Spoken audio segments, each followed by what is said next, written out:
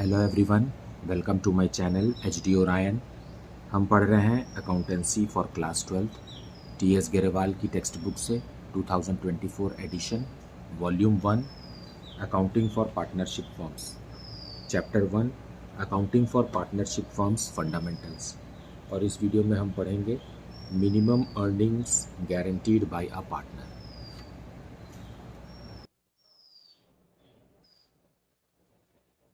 अब इस टॉपिक में minimum earnings guaranteed by a partner, इससे आप ये समझिए कि ज़रूरी नहीं है कि हर बार फर्म ही प्रॉफिट की गारंटी पार्टनर्स को दे।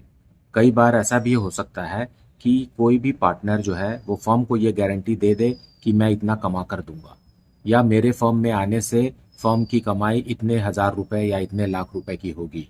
इस तरीके की गारंटी अगर कोई पार्टनर फर्म को देता है तो उससे रिलेटेड क्वेश्चंस हम यहाँ पढ़ेंगे।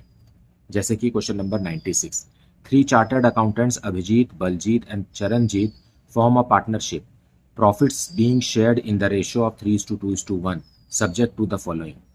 Charanjit's share of profit guaranteed to be not less than rupees 15,000 per annum. Baljit gives a guarantee to the effect that gross fee earned by him for the firm shall be equal to his average gross fee of the preceding 5 years when he was carrying on profession alone, which on an average works out at rupees 25,000. इसका मतलब होता है, पहली बात तो ये कि चरणजीत को 15,000 रुपीज से कम का प्रॉफिट नहीं होगा। ये इस बात की गारंटी दी गई है। अगर होगा तो उसको फर्म बेयर करेगा, है ना। मतलब चरणजीत को कम से कम 15,000 रुपीज का प्रॉफिट देंगे। तो ये पहली गारंटी है जो हमने पिछले वीडियो में भी पढ़ा है, जिसमें फर्म गारंटी करती है प्रॉफिट का किसी पार्टनर को। लेकिन दूसरा पॉइंट बी में जो लिखा हुआ है वो गारंटी इसका रिवर्स है। Baljeet has given a guarantee to the effect that gross fee earned by him for the firm shall be equal to his average gross fee. मतलब बलजीत का कहना यह है कि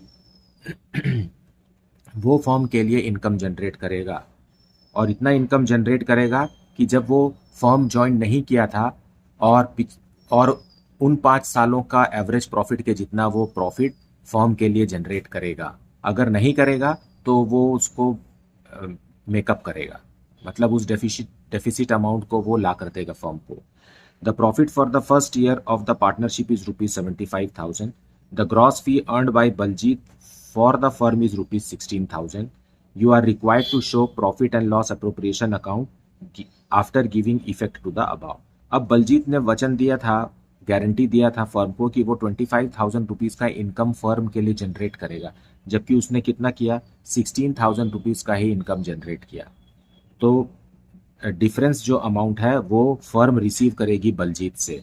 उसके बाद प्रॉफिट का डिस्ट्रीब्यूशन होगा, जिसमें यह देखा जाएगा कि चरणजीत को 15,000 रुपीज़ मिल रहे हैं कि नहीं।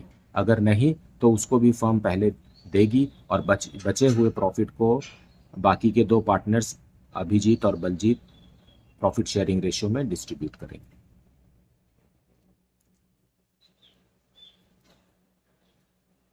तो सॉल्यूशन 96 में हमें profit and loss appropriation account बनाना है, और दोनों ही तरीके की गारंटी से रिलेटेड ये क्वेश्चन है।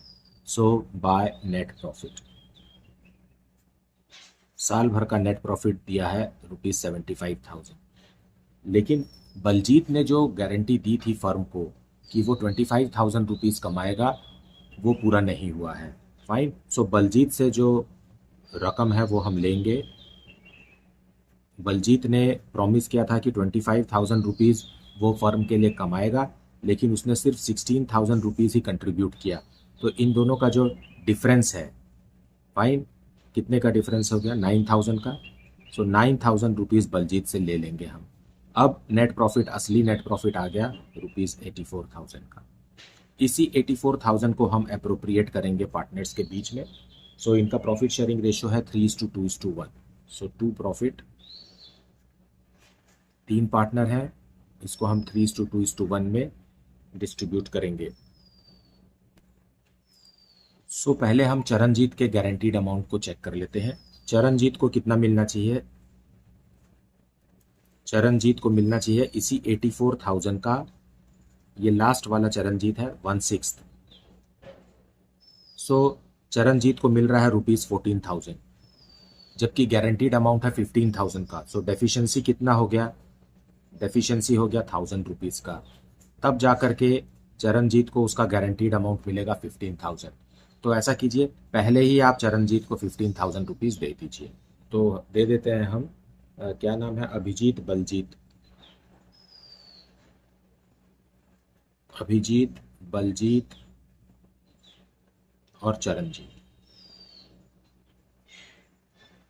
चरणजीत को ₹15,000 दे दिए। अब 84,000 में से ₹15,000 हमने दे दिया, तो रिमेनिंग कितना बच गया हमारे पास? रिमेनिंग अमाउंट बच गया 69,000। सो अब 69,000 को हम इन दोनों के बीच बांटेंगे, अभिजीत और बलजीत के बीच में, क्योंकि चरणजीत को तो मिल चुका है। सो इनका प्रॉफिट शेयरिंग रेशियो क्या है? 3:2।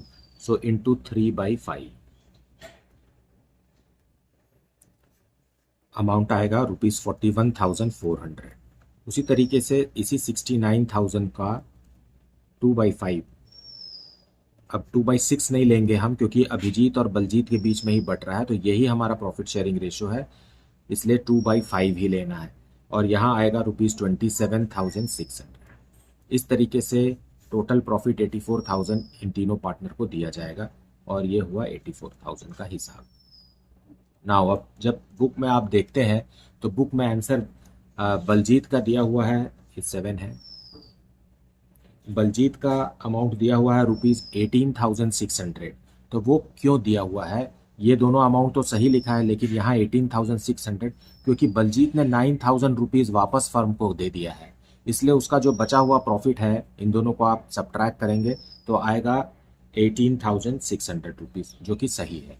सो आपको कंफ्यूज होने की ज़रूरत नहीं है कि कैसे किस तरीके से आंसर आएगा, क्योंकि बलजीत ने भी तो गारंटी दिया था ना कि वो पूरा ₹25,000 फर्म को देगा, और उसने 16,000 लाया, तो उसको फर्म रिसीव करेगी बलजीत से 9,000, और उसके बाद के प्रॉफिट को दे रहे हैं, तो बलजीत को मिल रहा है 27,600।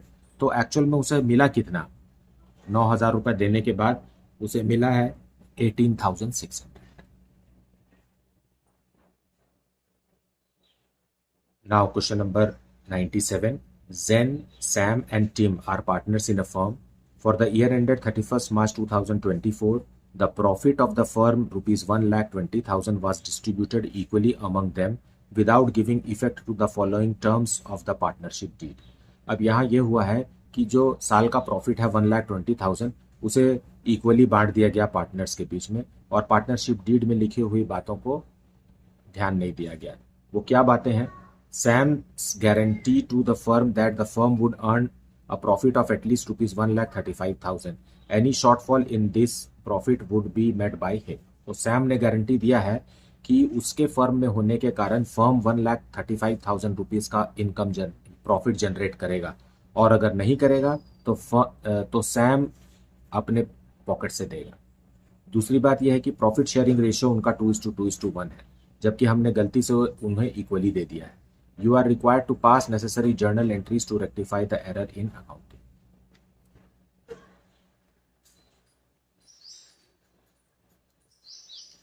So क्वेश्चन में हमें रिक्वायर्ड जर्नल एंट्रीज करने कहा है, एडजस्टमेंट एंट्री करने नहीं कहा है, मतलब we have to pass more than 1 journal entries.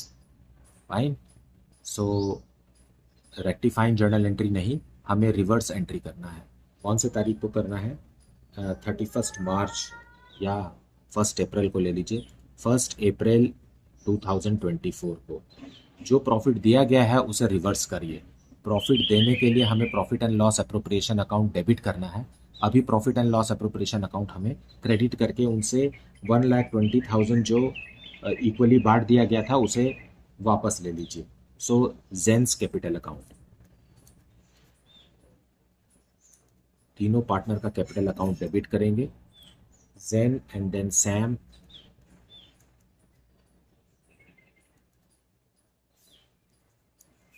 फिर है टिम।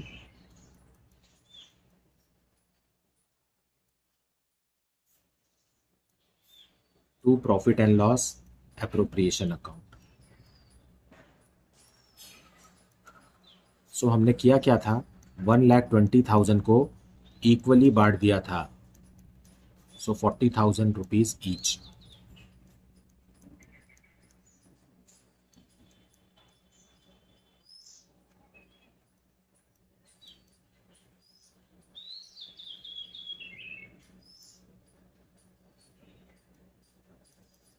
Being profit reverted.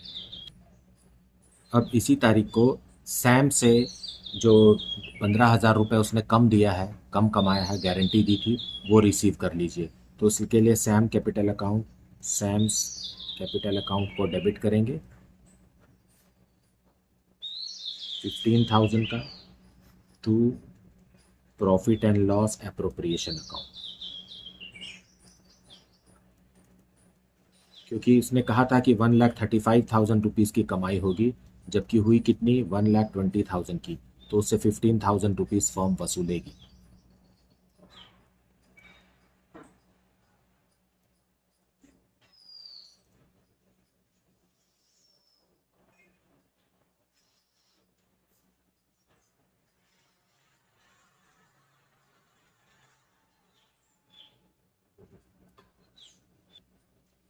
अब देखिए profit and loss appropriation account में 1,35,000 हो गया। अब हम इसे प्रॉफिट शेयरिंग रेशियो में पार्टनर्स को दे देंगे। So profit and loss appropriation account debited 1,35,000 to jam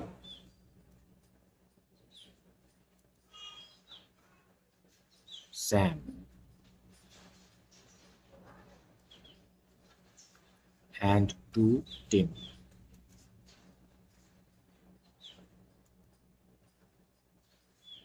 इनका प्रॉफिट शेयरिंग रेशियो है व्हाट इज दैट 2:2:1। सो हम इसे 2:2:1 में पार्टनर्स को दे देंगे।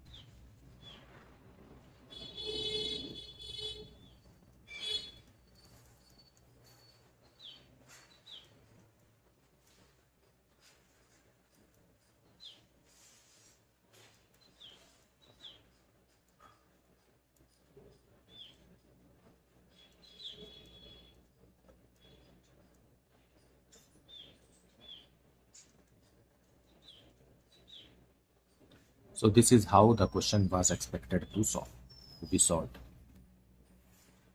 लेकिन तब क्या होता जब हमें सिर्फ एक एडजस्टमेंट एंट्री या रेक्टिफाइंग एंट्री पास करनी होती, तब हमें कैलकुलेशन टेबल बनाना होता, और उसको समझ लेते हैं। छोटी सी ही बात है, करेक्ट डिस्ट्रीब्यूशन।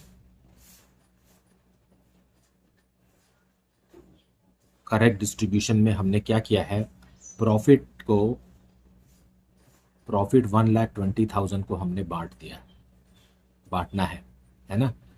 लेकिन प्रॉफिट में हमको सैम से भी अमाउंट लेना है, सैम से भी 15,000 रुपीज़ लेना है, और 1,35,000 को प्रॉफिट शेयरिंग रेशियो में हमें डिस्ट्रीब्यूट करना है।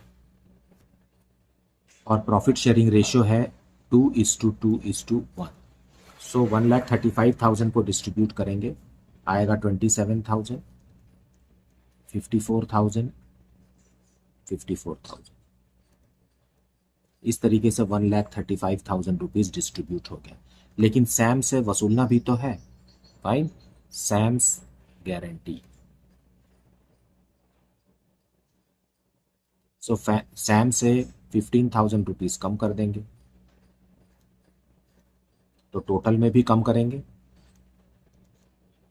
इस तरीके से जो सही अमाउंट तीनों पार्टनर को मिलना चाहिए था वो है 54,000, एंड यहाँ माइनस करेंगे तो कितना आएगा,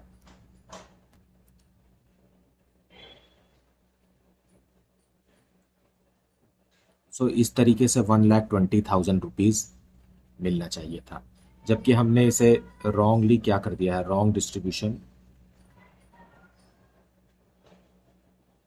रॉन्ग डिस्ट्रीब्यूशन में हुआ यह है कि हमने 1,20,000 को ही प्रॉफिट शेयरिंग रेशियो में दे दिया है, मतलब 40,000 rupees each.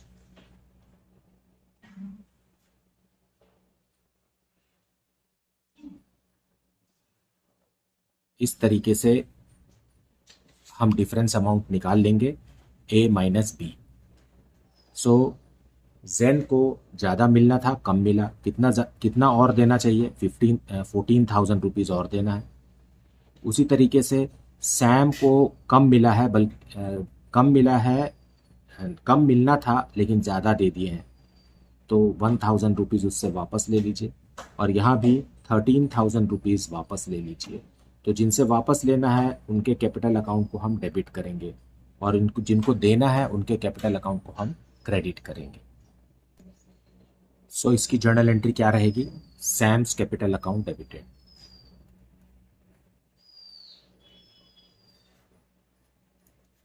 And Tim's capital account debited.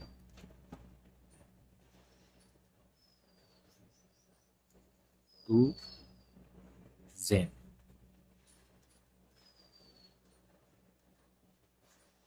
So Sam से 1,000 रुपीज़ माइनस कर दीजिए, टीम से 13,000 रुपीज़ माइनस कर दीजिए, और 14,000 रुपीज़ जेन को दे दीजिए। Being adjustment entry passed.